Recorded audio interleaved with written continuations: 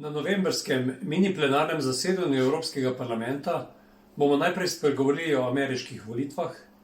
Pričakovati je izraze olajšanja in velikega pričakovanja po boljšem sodelovanju med Evropsko unijo in ZDA v naslednjih 4 letih. V nadaljevanju bomo spregovorili o perečem problemu terorizma. Na poslanski skupini Evropske ljudske stranke nas bo nagovoril avstrijski kancler Sebastian Kurz.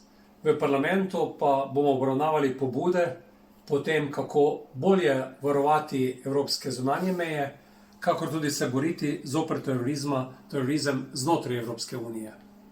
Tretja pomembna tema bo tudi poročilo, v katerem bomo spregovorili o tem, kako financirati Evropski zeleni dogovor.